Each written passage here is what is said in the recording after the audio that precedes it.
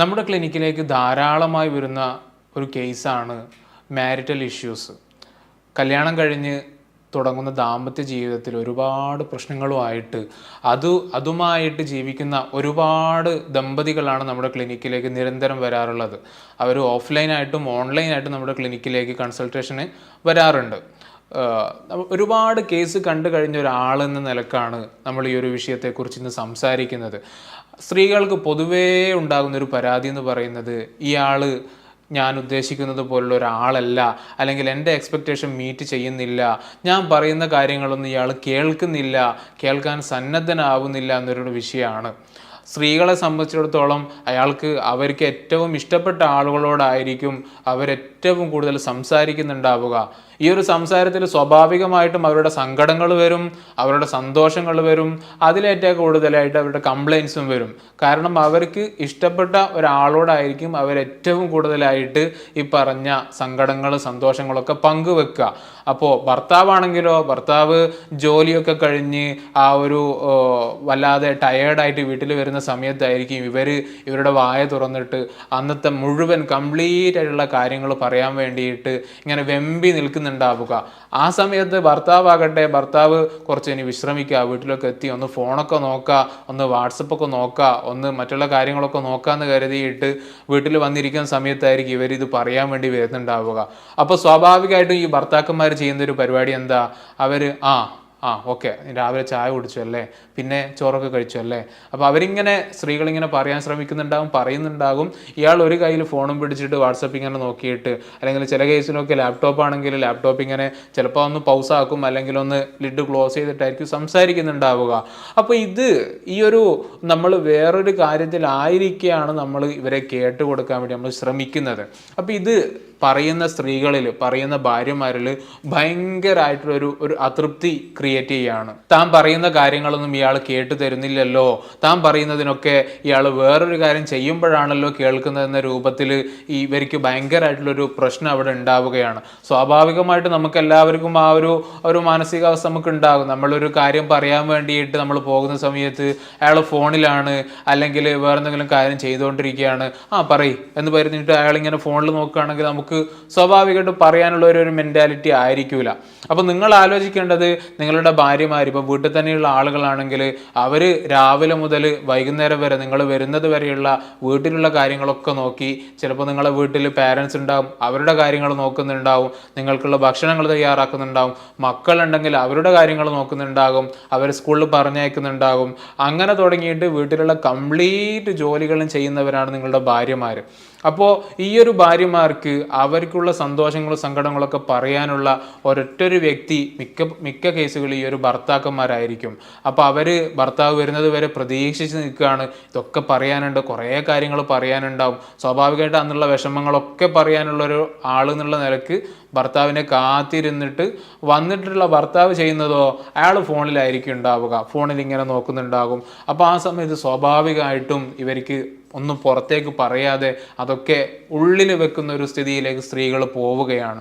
ഇതാണ് ഈ ഒരു കമ്മ്യൂണിക്കേഷൻ ബ്ലോക്ക് ആകുന്നതിൻ്റെ ഒരു തുടക്കം എന്ന് പറയുന്നത്.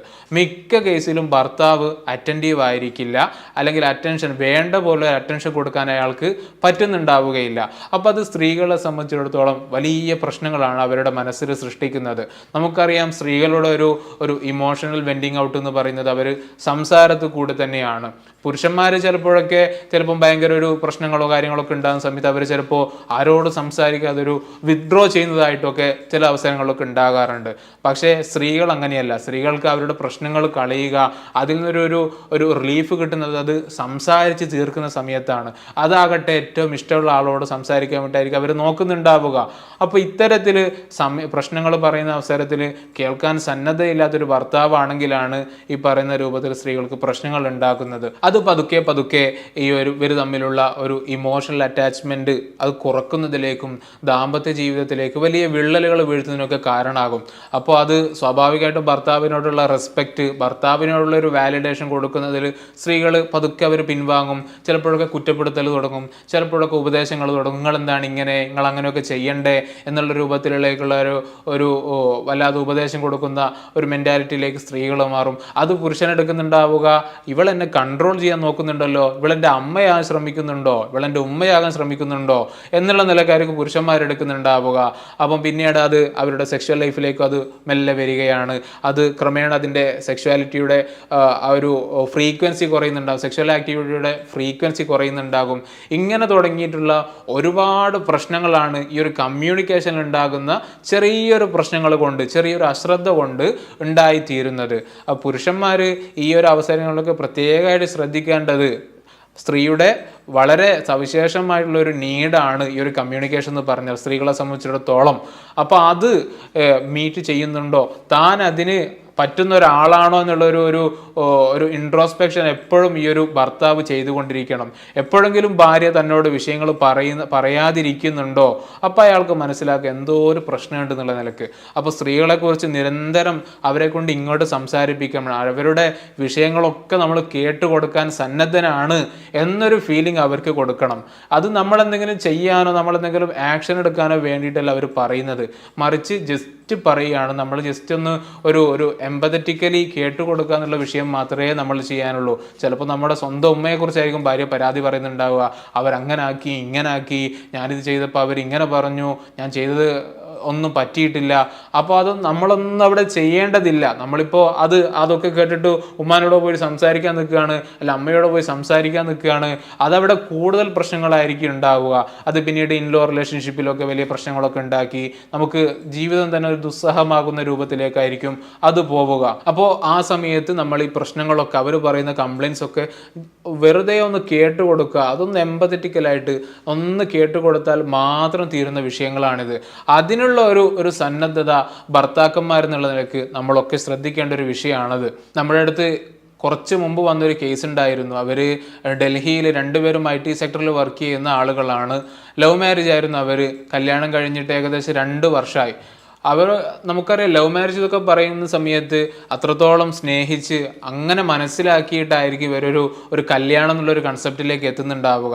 പക്ഷേ മിക്ക കേസിലും നമ്മൾ കാണാറുള്ളത് കല്യാണം കഴിഞ്ഞ് ചിലപ്പോൾ 1 വർഷമോ അല്ലെങ്കിൽ 1.5 വർഷമൊക്കെ കഴിയുന്ന സമയത്ത് അവർ തമ്മിൽ എന്തൊക്കെ കാരണങ്ങൾ കൊണ്ടുള്ളൊരു അകൽച്ച ഉണ്ടാകുന്നതാണ്. അപ്പോൾ അത്തരത്തിലുള്ളൊരു കേസായിരുന്നു ഞാൻ ഈ പറഞ്ഞത്. ആ കേസിലെ ഭാര്യയായിരുന്നു നമ്മുടെ അടുത്ത് ക്ലയൻ്റായിട്ട് വന്നിട്ടുണ്ടായിരുന്നത്. അവർ പറഞ്ഞത് ഭയങ്കര സങ്കടത്തോടെയാണ് അവർ പറയുന്നത്. അവർ തുടക്കത്തിൽ ഞാൻ ചോദിച്ചു, നിങ്ങൾ തമ്മിൽ എന്തെങ്കിലും പ്രശ്നമുണ്ടോ, ഭർത്താവ് എങ്ങനെയാണ്? കുഴപ്പമൊന്നുമില്ല, ഭർത്താവ് കുഴപ്പമൊന്നുമില്ല എന്ന് മാത്രമേ പറഞ്ഞിട്ടുണ്ടായിരുന്നുള്ളൂ.